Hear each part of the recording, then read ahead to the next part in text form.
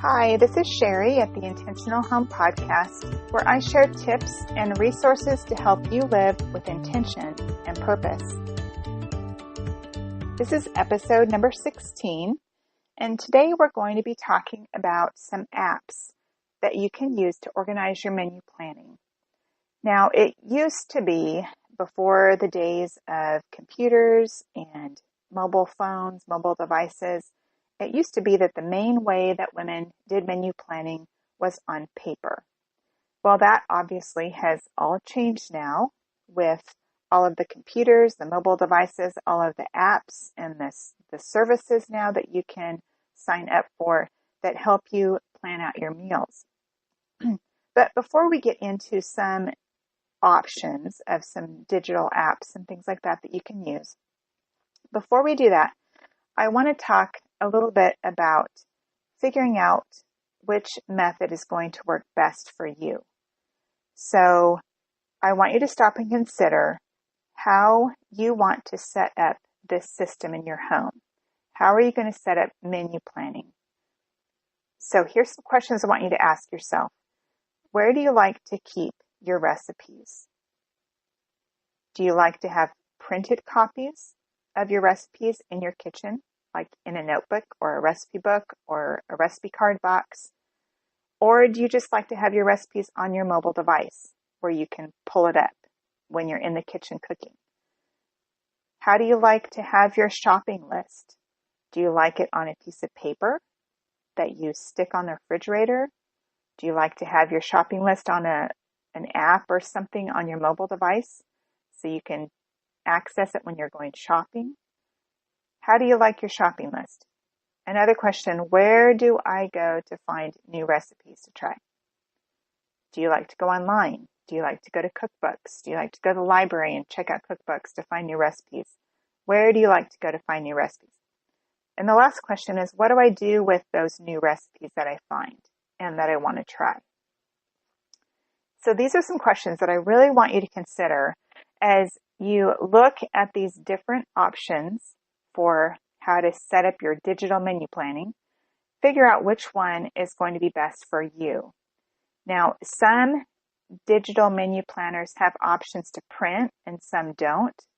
Some allow you to input your own recipes and some don't. Some allow you to have access to recipes online and some don't. So you may have to find for yourself which system, which app, which program is going to work best for you. You may need to try something for a while and see if it works. And if it doesn't, then try something else. But what I don't want you to do is I don't want you to go through this list of the options I'm going to share with you today. I don't want you to go through these and download every single app and try to, use all of them at the same time and figure out which one you like. I don't want you to do that because you're going to be overwhelmed and you're probably not going to end up using any of them. So what I would rather have you do is go through these options, and I'm going to provide links in the show notes to where you can go and find these apps to download for your computer or your mobile phone or your tablet. I will provide links so that you can go find those. But what I want you to do is to kind of go through each of them that we're going to talk about today. Figure out, maybe decide on one of them that maybe looks interesting or maybe would fit with your style or how you do things, and then try that one. Try it for a while, maybe a month, and see how it goes. And if you don't like it, if it's just it's not working in some way, then delete the app and download a different one and try it. So, but I don't want you to try to do everything at once. Just pick one. Get a vision for how you think that you want to do this whole system of menu planning, and then go find an app to download and give it a try. So when I was preparing for this, I scoured the internet for some free options. I know there are some paid services out there too that are really awesome, that let you plan menus and and organize your menus. But I wanted to find some free options that you could look at least to get started. And then if you really enjoy doing the digital versions of menu planning, then if you want to step it up and advance to a little more sophistication, you can look at some of those paid options. But today we're just going to look at some free options. Now, whenever I look at apps, I've said this before with other digital services and things when I've talked about incorporating digital things into my life. I personally like to use a program or an app that gives me not only access on my phone, but also on desktop. Just because it's so much easier to type and to copy and paste and things like that on a desktop than it is on your phone. But at the same time, I want to have access on my phone so that I can access the information wherever I am. I don't want to have to carry my desktop around everywhere. So a couple of things that I look for when I look for an app or a program is making sure that I can access it on both desktop and on mobile devices. So we are going to start to go through those. I've got about 6 or 7 different ideas or options I'm going to present to you. And I'm just going to go through them quickly, and feel free to take a look at each of these at your own leisure. Click on over to their respective websites and things where you can find out more information about them. But I'm just going to go through them quickly and kind of share what each app does and what you could use it for. The first one is Google Calendar, and I have talked about this before, that this is the route I have ended up going just because it streamlines it more for me. But I use Google Calendar for my main calendar, and so it made sense to me to go ahead and have my menus on there as well. And I'm going to link in the show notes a blog post that I wrote where I share in detail of how I use Google Calendar to set up my menu plans. But that is one option that you could use. You could use Google Calendar. It's totally free. However, this option, it doesn't allow you to store recipes or create grocery lists like some of the other options do. Basically, you could create an event on your calendar and have listed out your menu or the meal that you want to fix that night. And you could, if it's something online, you could go into the notes of that event and you could put the link to the recipe or something like that.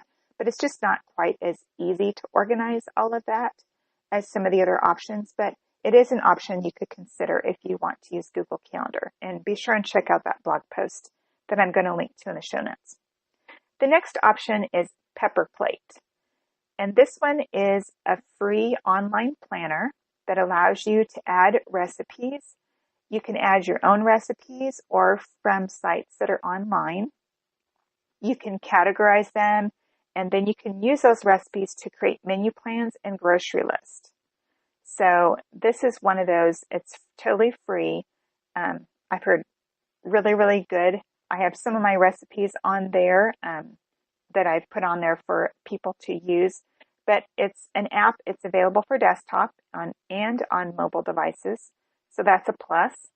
And it does allow you to, like I said, you can put in your own recipes or grab recipes from the internet to insert in there, and it lets you create menu plans and grocery lists. So you can check out Pepperplate. The next option is Evernote. Now, I use Evernote a lot for a kind of a filing cabinet of information. I use Evernote for school, for my blog, for lots of different stuff. Now, you may not think of using Evernote to plan your menus, but it is an option. And Evernote has even written a post about how you can use Evernote to do menu planning. So I'm going to link that in the show notes as well so that you can check that out and see what they have to say about how you can use Evernote to plan your menus. And again, this is also available on desktop and mobile. The next option is Food Planner.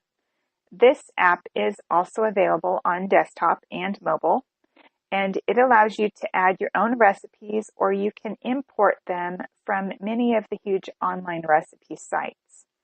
Not all recipe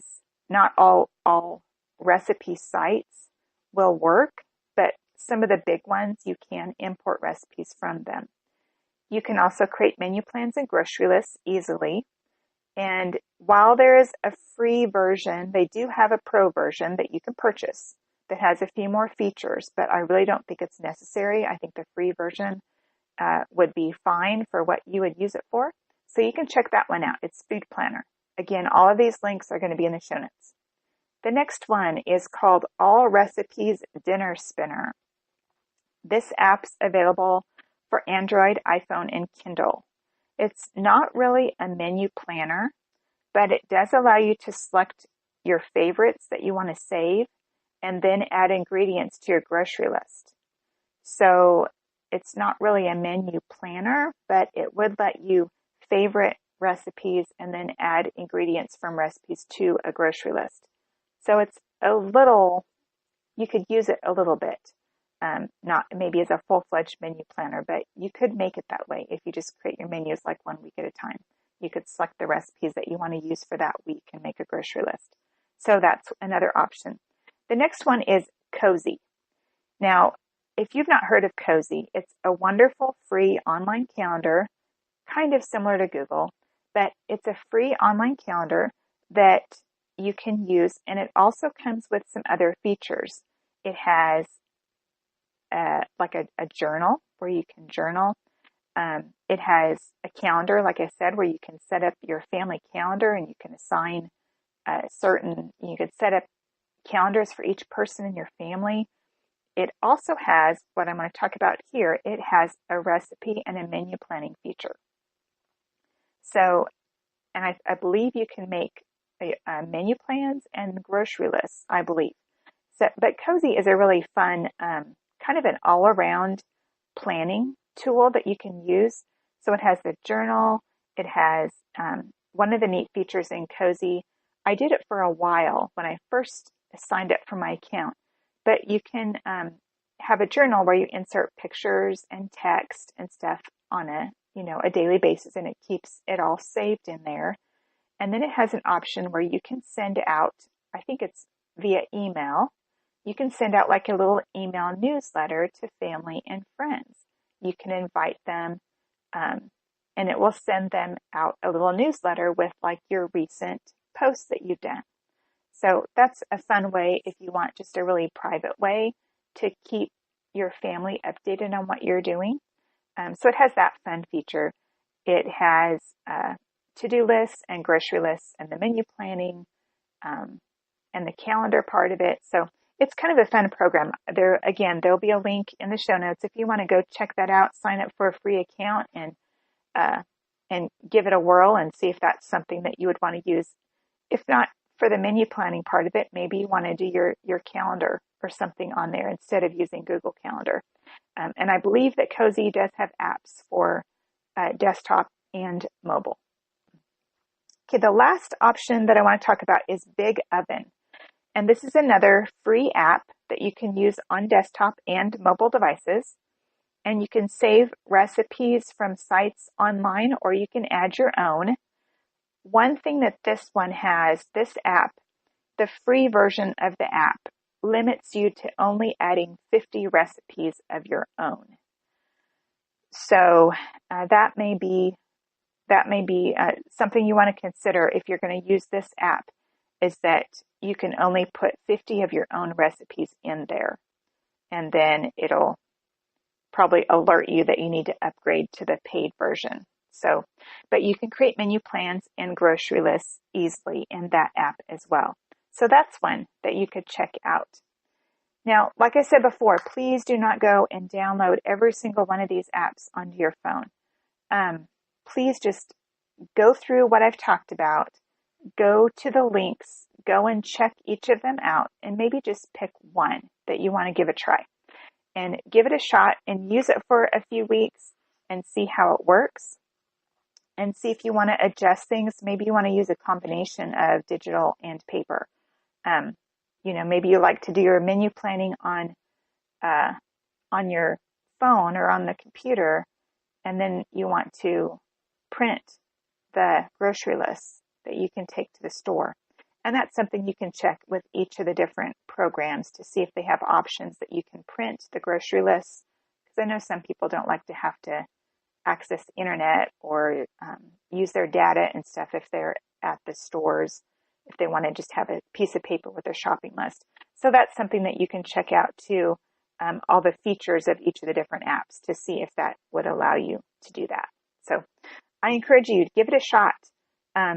We live in a very digital age, and sometimes it works, sometimes it doesn't. So if this is an area that you think that you want to try going digitally, give one of these options a try. And if it works, that's wonderful. If it doesn't, delete it, try something different. And it could be that digital is just not your cup of tea and you want to go back to just doing manually on paper. And that is totally fine too. So as I've always said, when you're setting up these systems in your home, the important thing is that you find something that works for you in the season that you're in. And that's another thing. You may find that as your life changes, as your family changes and grows up, and your circumstances change, that some of these systems will have to be adjusted and changed, and that's okay. So don't think that if you find something that works now, that it's going to work forever. You may come to a time where it's not going to work and you're going to have to reevaluate and find a different way, a different system, a different way to set that up. So give this digital thing a try if it sounds interesting to you. And if it doesn't work, just go back to whatever you were doing before. But give it a try, and I hope that it encourages you to start planning ahead, get that meal planning done so that when the time comes for dinner, you're not scrambling and ending up going out to eat because you didn't plan ahead of time. So I want to encourage you to get that menu planning system in place in your home. So thank you again for joining me here at the Intentional Home Podcast. Be sure to subscribe to the Intentional Home Podcast in iTunes or your favorite podcast player. For more information about my podcast and to see the show notes with links to all the resources that I mentioned in the episode, go to my website at sherrygraham.com/podcast. Thanks and have a wonderful day.